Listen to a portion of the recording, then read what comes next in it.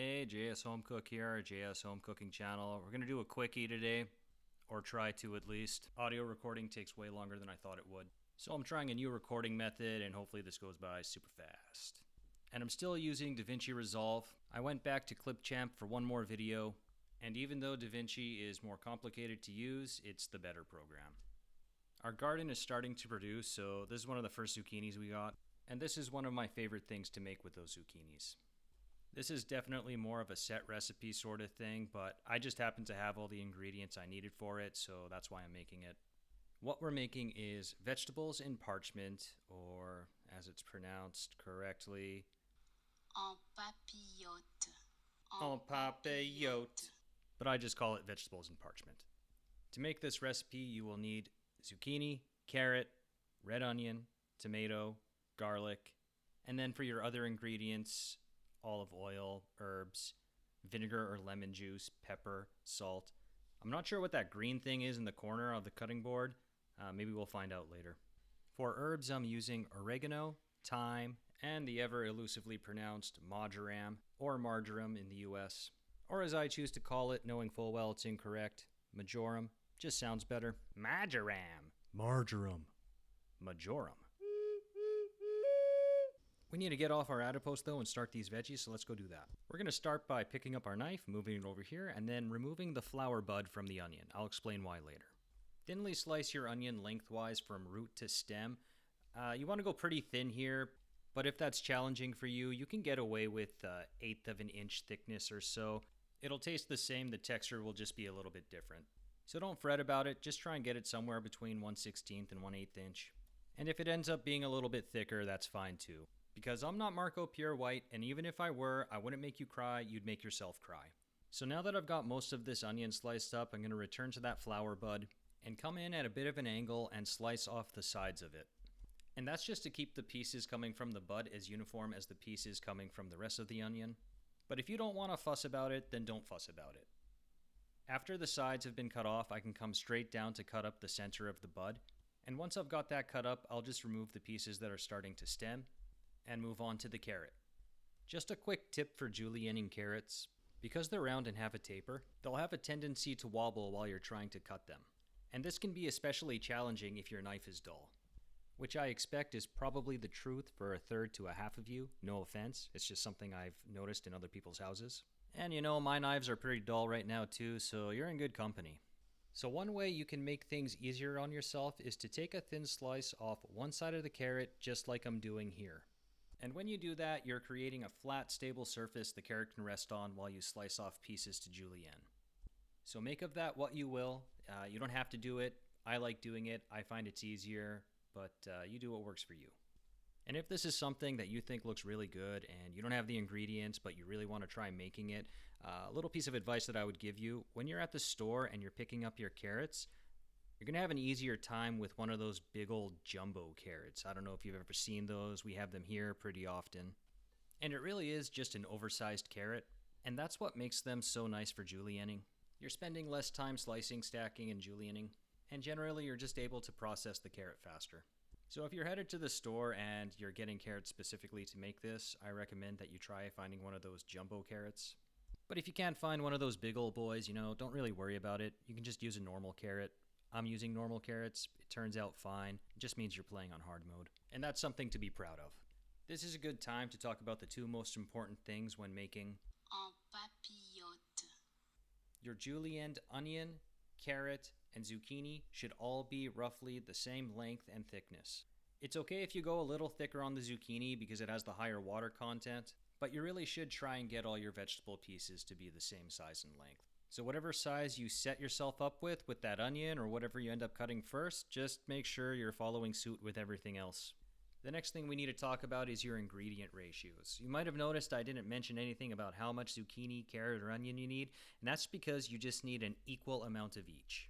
When I made this, I only had half an onion to spare, so I used that half an onion, and then I just used an equivalent amount of carrot and zucchini. So when it comes to your ingredient ratios, that's what I advise you to do. Just use an equal amount of each vegetable, and you don't need to be super accurate with it. You can just eyeball it. That's all I do, and it turns out fine every time. And that's just general advice for the zucchini, carrot, and onion. The tomato, you can use as much or as little as you like. But I'll get into the tomatoes later when it's tomato time. Right now it's still carrot time, so we'll talk about tomatoes later.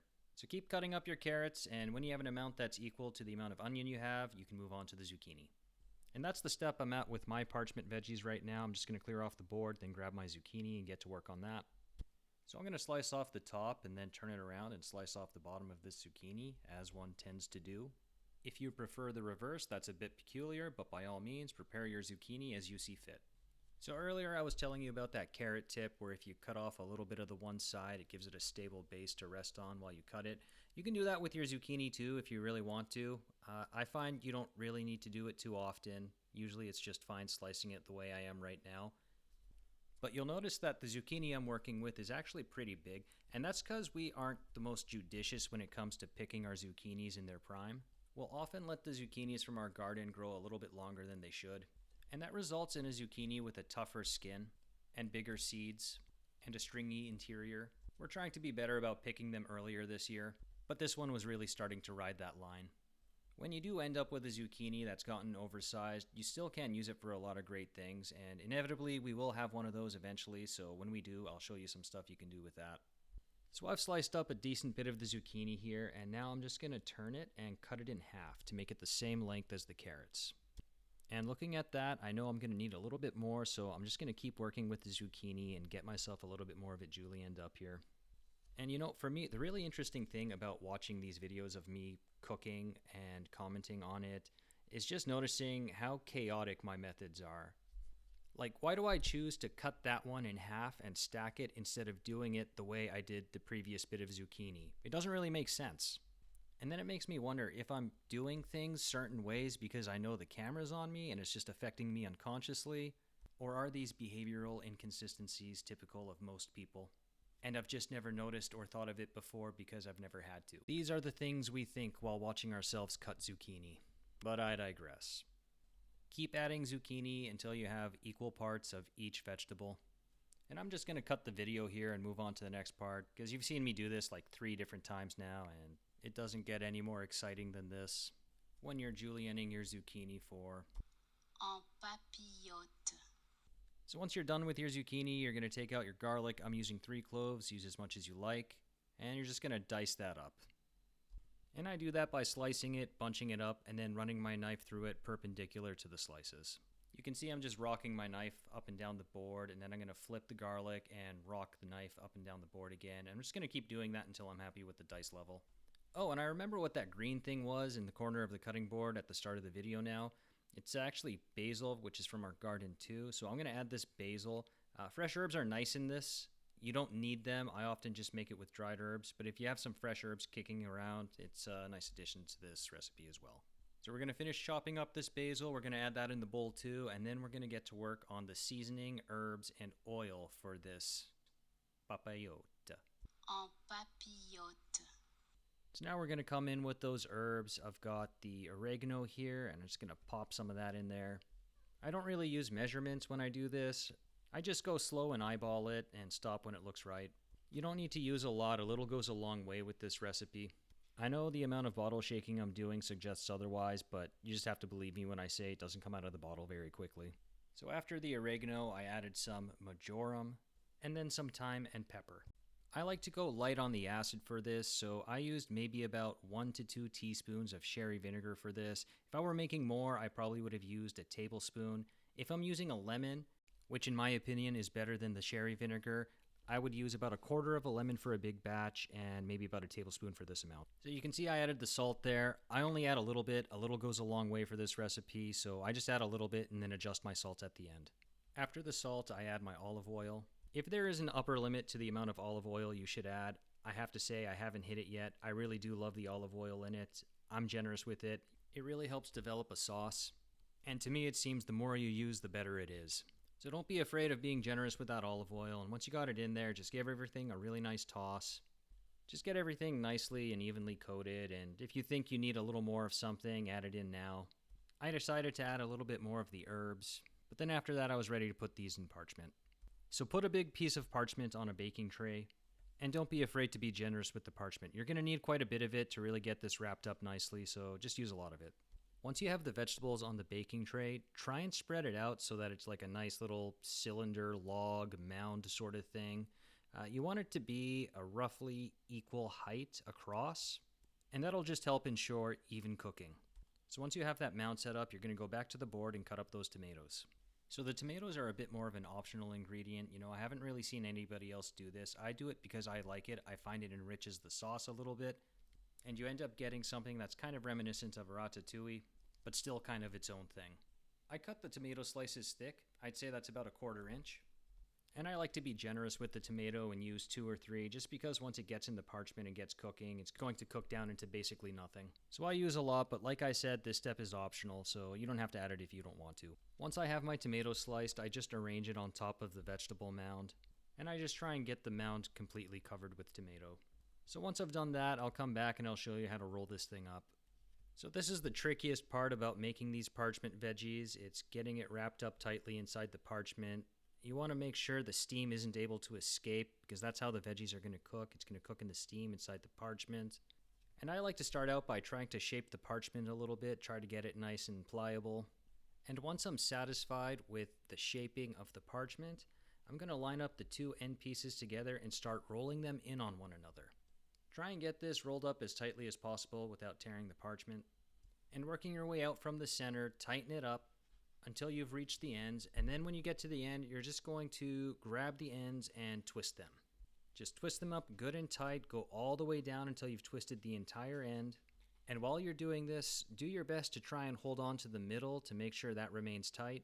And also make sure that you're twisting the ends in the same direction that you tightened the parchment roll. But once you have the one end tightened up, you're going to work your way down and retighten the roll and then tighten up the other end. Then you can pull the parchment ends taut and tuck them underneath the roll. Don't be afraid or ashamed to make adjustments to the roll as you're doing this. You know, sometimes you can start loosening up again, but remember, you want this to be as tight as possible, so if you need to stop and make some adjustments, just make those adjustments. And once you're happy with the look of your roll, it can go to the oven. And we're going to put this in the oven at 375 for 45 minutes to an hour. So after about 45 minutes to an hour, open up your parchment and get a fork in there. Test everything, make sure it's nice and tender. This is done, so if yours doesn't look like this yet, put it back in for a little bit. But this is done, so I'm going to plate it up now. So here are the parchment veggies plated up with a bit of lamb and some fire roasted veggies over top of some rice. You know, this stuff doesn't have to be a side. It actually is really good just with some rice underneath it, or over top of some salad, or even in sandwiches and wraps. And like many a super stew, it actually improves with flavor as it sits, so it usually tastes even better the next day. And that's why if you do decide to make this, I encourage you to make a large amount so that you can enjoy it for a couple of days. And having said that, I'm hoping you're realizing that the lamb in this shot is the roast that I made for the wet method roast video, and that you're beginning to see the continuity between videos that I'm uploading. Because the food I'm cooking in these videos are actually just the food I'm cooking on a day-to-day basis for myself and not specifically for the channel or for viewers.